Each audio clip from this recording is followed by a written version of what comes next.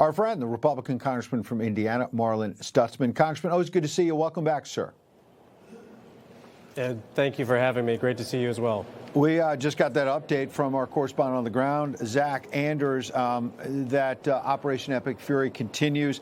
I've been reading this article that you may have seen. It's kind of circulating around Washington and in national security circles by an Al Jazeera writer that the U.S.-Israeli strategy against Iran is working. And it goes on, point by point, saying, among other things, every aspect of Iran's ability to project regional power right now is being successfully degraded. And we've got it on the screen there. This is not a picture of U.S. failure.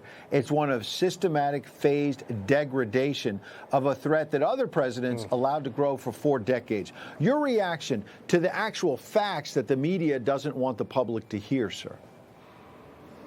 Yeah, that's absolutely right, Ed. I mean, you think about it. We probably couldn't have done this 10 years ago. We definitely couldn't have done it 20 years ago. We were, of course, dealing with the after effects of 9/11 20 years ago, and we were questioning Saudi Arabia's commitment to a relationship with us at that point. But over time, and especially under President Trump, there's been a shift in the Middle East, especially with Israel, but even more importantly, those Gulf states that have continued to try to build a relationship with the West. And those are all positive steps that they've taken, and it's good for us. It's good for stability in the Middle East.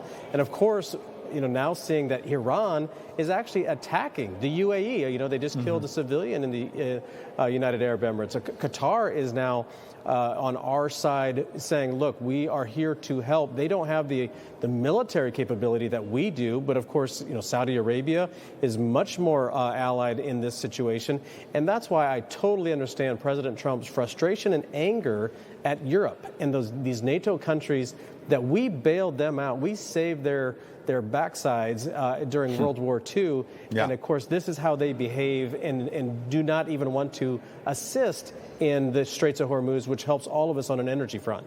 Yeah, especially the Europeans, to your point. I mean, they're in a full-blown energy shock. I mean, Americans are facing, and I don't want to diminish it, higher gas prices, but not as bad as it was under Joe Biden. So relatively speaking, it's okay, not great, but okay. But Europe is going through an energy shock, as you know. The president had strong words for NATO and talked about the work that needs to be done. I'm going to play what the president said and get your reaction. Listen. We're not ready to leave yet, but we'll be leaving in the near future. We'll be leaving in pretty much the very near future. But right now they've been decimated from every standpoint. And again, we've had great support from countries in the Middle East, great support, but we've had no support from, essentially, no support from NATO. And he went on to say that he may walk from NATO. Maybe he's just saying that to kind of force them to the table and helping with the Strait of Hormuz. He's talked about this before, though, as you know. NATO dates back to the late 1940s, obviously post-World War II. That would reshape the whole world order, obviously, if America is saying, look, the Europeans are not here for us. Why would we bail you out when you need us if the Russians or someone comes after you? Your thoughts, big picture. I mean, this is not just a small matter, A, that the Europeans are not helping us, but that, B, the American president is talking about maybe walking from NATO. What does that mean to you? Yeah, well, President Trump is playing chess, and these folks are playing checkers. The fact that we went in and took out Maduro in Venezuela, that was a huge move. And of course, I think, part of our problem is, as Americans, our attention span is so short. We like these Mission Impossible moments where we zip in, take out the leader, and we're out, and it's a 2-hour episode. Well, that's not the case in Iran. This is going to take longer, and a commitment from not only us and Israel and other Gulf states, Middle Eastern countries, but Europe needs to get in this. Russia's not coming to defend Iran. That should tell Europe something right there. China's not coming to defend Iran. That should tell you something right there. And of course, what President Trump is doing, at the same time he's defeating and destroying the assets of Iran, he's saying to China, you know what? Hey, we're going to get the Straits of Hormuz secured so that way your oil and gas can get to you.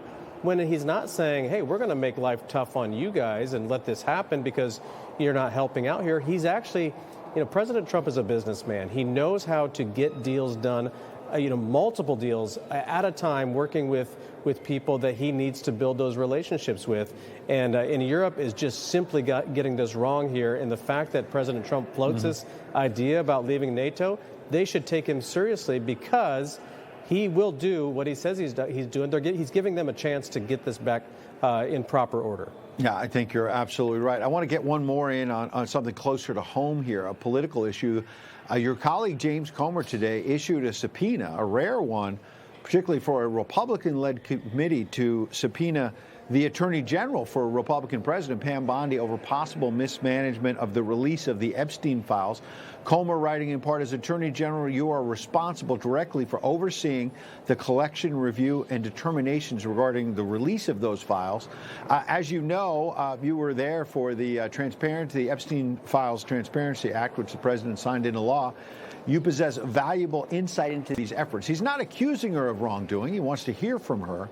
Right. It's rare for an attorney general to be subpoenaed, but your Democrat colleagues are accusing her, and she is going to have a chance to defend herself, of covering up some of the files to protect the president. What do you make of this showdown? Well, first of all, I think that Chairman Comer is doing the right thing. Transparency is always the best choice, and giving Pam Bondi, the Attorney General, the opportunity to come down and explain, the rollout. Now, I'll be honest, sometimes the rollout felt a little clumsy, but I'm always going to be willing to trust, Pam in the situation, saying, look, we're trying to protect victims. We're trying to make sure that as we roll this out, that it's done in a proper way. I'm not a lawyer, so I understand. I'm willing to take that information and say, okay, I get it. But it did feel a little clumsy at times. So this is going to give her an opportunity to roll it out. And I think every time transparency is at work and people get a chance to explain, it'll help us understand the situation one way or the other. So I applaud them, and I think Pam's she's very smart, and she can defend herself on this. Absolutely. Congressman Marlin Stutzman, always giving us some great insight. We appreciate your time tonight, sir. Thank you.